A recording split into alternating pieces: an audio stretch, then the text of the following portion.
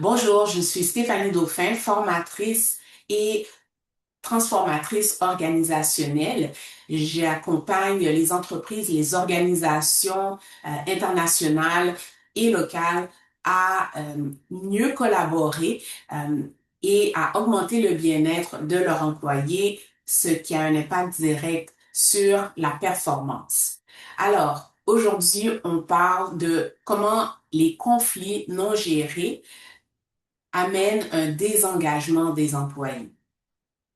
Alors, au Québec, vous le savez sûrement, il y a cette culture de on déteste le conflit.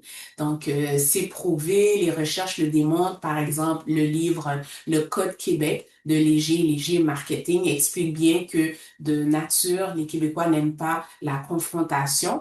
Donc, ce qui peut arriver, c'est que ça amène les gens à être, à ne pas en parler et ce qui arrive, c'est que lorsqu'on ignore un conflit, mais le résultat sera jamais que ça va disparaître.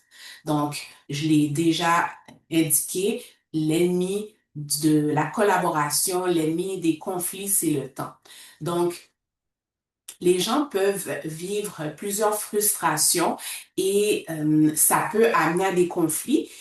Les gens, les employés, les gestionnaires peuvent avoir de la difficulté à les détecter.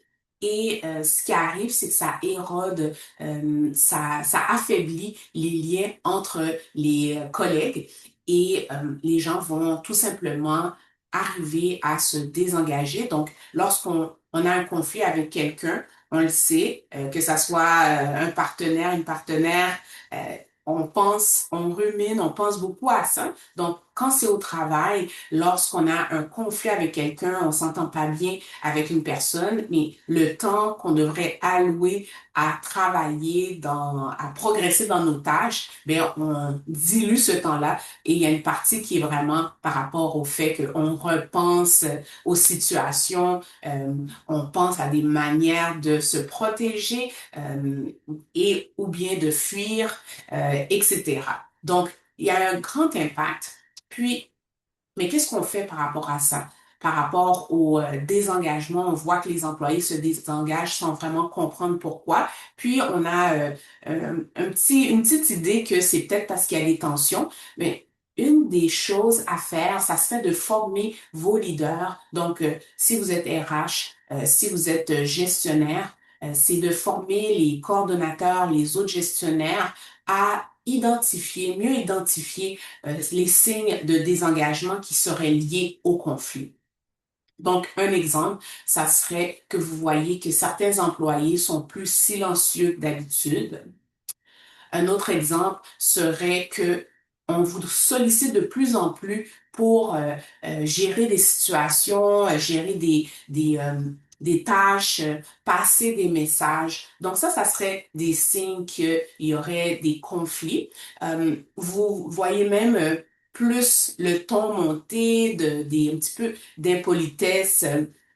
Ça serait également des signes qu'il y a un conflit, donc de très bien les reconnaître et aussi on pourrait carrément voir que des employés, des collaborateurs refusent de collaborer. Donc ça serait des signes. Donc très important, il peut y avoir des conflits, ça fait partie de la nature humaine, on a tous des valeurs et des positions qui peuvent être différentes.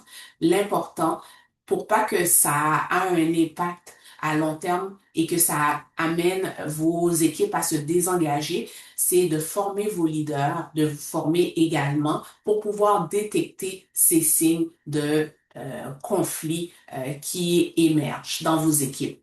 Alors, partagez votre réalité. Est-ce que c'est quelque chose que vous avez déjà expérimenté dans le passé ou présentement, un désengagement en lien avec un conflit qui est en train de grandir dans votre organisation?